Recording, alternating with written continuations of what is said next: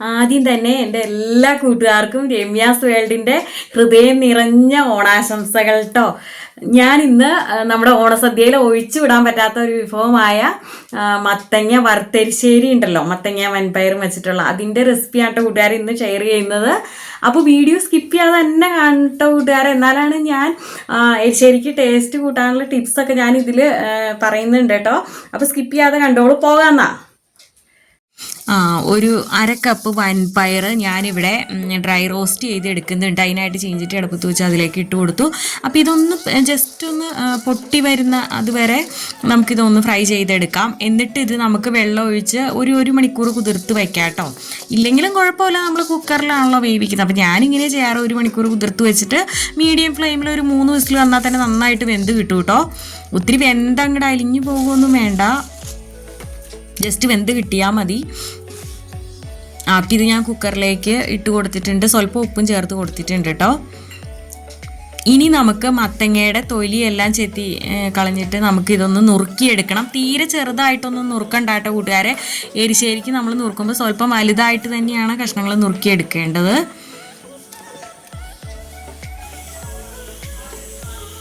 അപ്പം ഇതാ മത്തങ്ങ എല്ലാം നമ്മളിവിടെ നുറുക്കിയെടുത്തിട്ടുണ്ട് കേട്ടോ. ഇനി നമുക്ക് എരിശ്ശേരി ഉണ്ടാക്കാം, വായോ.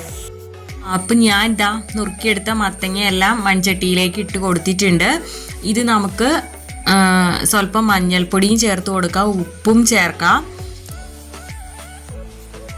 ഇത് വേവാൻ ആവശ്യമായ വെള്ളവും നമുക്ക് ഒഴിച്ചു കൊടുക്കാം കേട്ടോ. ഒത്തിരി വെള്ളമൊന്നും ചേർക്കേണ്ട ആവശ്യമില്ല.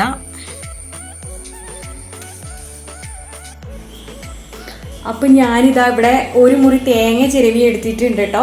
അപ്പം ഇത്രയും വേണ്ട കേട്ടോ കൂട്ടുകാരെ. ഇത് നമുക്ക് കുറച്ച് ലാസ്റ്റ് നമ്മൾ വറുത്ത് ചേർക്കുമല്ലോ കടുക് താളിക്കുന്ന കൂട്ടത്തിൽ, അതാണ് കേട്ടോ ഈ എരിശ്ശേരിയുടെ ടേസ്റ്റ് എന്ന് പറയുന്നത്. ലാസ്റ്റ് സ്വല്പം തേങ്ങയും കൂടെ നമ്മൾ വറുത്തിടും. അപ്പോൾ കുറച്ച് നമ്മൾ അതിന് മാറ്റി വയ്ക്കാം. എന്നിട്ട് ബാക്കി തേങ്ങ നമുക്ക് ഈ ജാറിലേക്ക് ഇട്ട് കൊടുക്കാം. ഇപ്പം ഇതാ, അപ്പോൾ ഒരു പച്ചമുളക്, നല്ല എരിവുള്ള മുളകാണ് കേട്ടോ കൂട്ടുകാരെ, അത് കാരണമാണ് ഞാൻ ഓർമ്മ എടുത്തിരിക്കുന്നത്, അതും ചേർത്ത് കൊടുത്തു. 2 അല്ലി വെളുത്തുള്ളി നമ്മൾ ഇതിലേക്ക് ചേർത്ത് കൊടുക്കുന്നുണ്ട്. പിന്നെ ഇതാ കറിവേപ്പില ചേർത്ത് കൊടുത്തു. പിന്നെ ഇതാ ഞാൻ ജീരകമാണ് കേട്ടോ, ജീരകം ചേർത്ത് കൊടുത്തിട്ടുണ്ട്.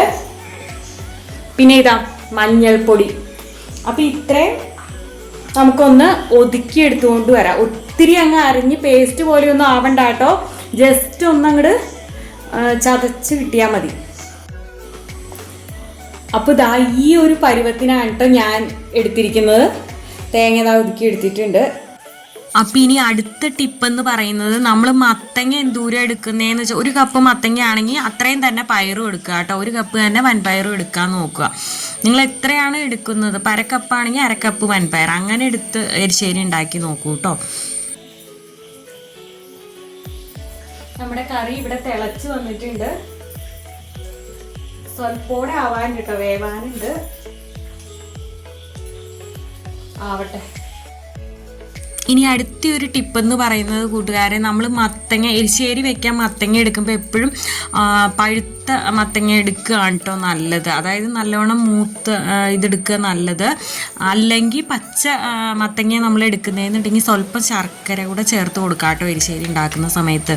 അതും നല്ലൊരു ടേസ്റ്റ് കിട്ടാനുള്ള ഒരു ടിപ്പാണ്. ഇപ്പം ഇതാ നമ്മുടെ മത്തങ്ങയെല്ലാം നന്നായിട്ട് തന്നെ വെന്ത് വന്നിട്ടുണ്ട് കണ്ടോ.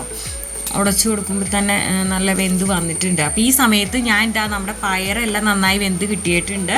അപ്പോൾ അത് വൻപയർ നമ്മൾ ആ വെള്ളത്തോടു കൂടി തന്നെ ഞാൻ ഇതിലേക്ക് ചേർത്ത് കൊടുക്കുകയാണ് കേട്ടോ. ഇനി ഇത് നന്നായിട്ടൊന്ന് മിക്സ് ചെയ്യാം, നന്നായിട്ടൊന്ന് യോജിച്ച് വരട്ടെ, ഒന്ന് തിളച്ച്. ആ സമയത്ത് ഞാനിതാ നമ്മൾ ആദ്യം അരച്ചെടുത്ത് വച്ചിട്ടുണ്ടല്ലോ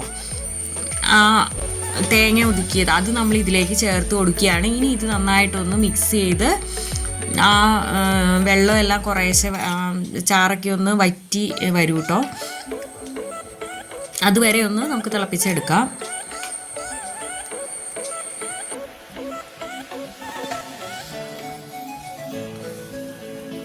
അപ്പം ഇത് ഇടയ്ക്കൊന്ന് നമുക്ക് ഇളക്കി കൊടുക്കാം.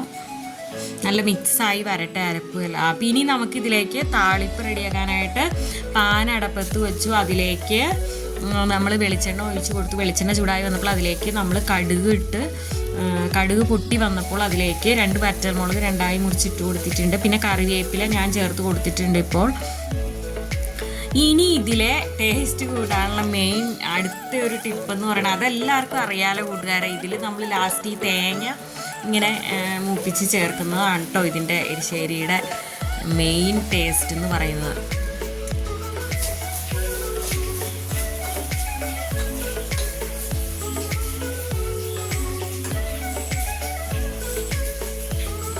തേങ്ങ നന്നായിട്ട് മൂത്ത് വരട്ടെ കേട്ടോ.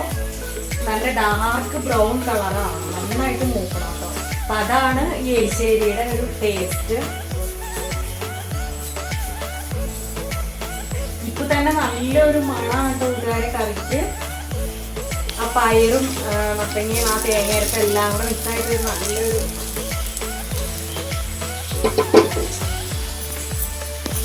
മണവും നല്ലൊരു ഫ്ലേവറാണ്.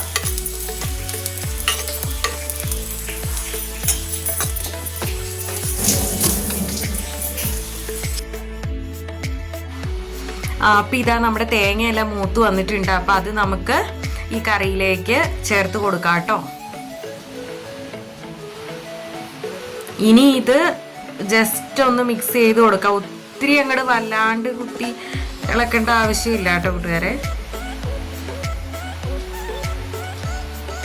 ഈ വെള്ളം കുഴപ്പമില്ല കേട്ടോ കൂട്ടുകാരെ, സ്വല്പം വെള്ളം കാണുന്നുണ്ട്. ഇത് മൺചട്ടിയാണല്ലോ, അപ്പം അതിലിരിക്കുമ്പോൾ തന്നെ ഒന്ന് കുറുകി വരും കേട്ടോ.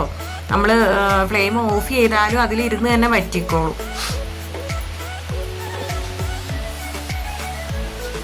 അപ്പം ഞാൻ ഈ പറഞ്ഞ ടിപ്പെല്ലാം കൂട്ടുകാർ ശ്രദ്ധിച്ചാണ്. അപ്പം ഇങ്ങനെ ഒന്ന് എരിശ്ശേരി വെച്ച് നോക്കൂട്ടോ, അടിപൊളി ടേസ്റ്റ്. നിങ്ങൾ പിന്നെ എരിശ്ശേരി ഫാൻസ് ആവും കേട്ടോ. അപ്പം എൻ്റെ എല്ലാ കൂട്ടുകാരും ഈ ഓണത്തിന് ഇങ്ങനെയൊന്ന് ഉണ്ടാക്കി നോക്കണം കേട്ടോ, സൂപ്പർ ടേസ്റ്റാണ്. അപ്പം ഇനി അടുത്ത ഒരു വീഡിയോ ആയിട്ട് വരുന്നത് വരെ okay, Tata, bye bye, thanks for watching. അപ്പം എൻ്റെ എല്ലാ കൂട്ടുകാർക്കും ഒരിക്കൽ കൂടി എൻ്റെയും കുടുംബത്തിനെയും ഹൃദയം നിറഞ്ഞ ഓണാശംസകൾ.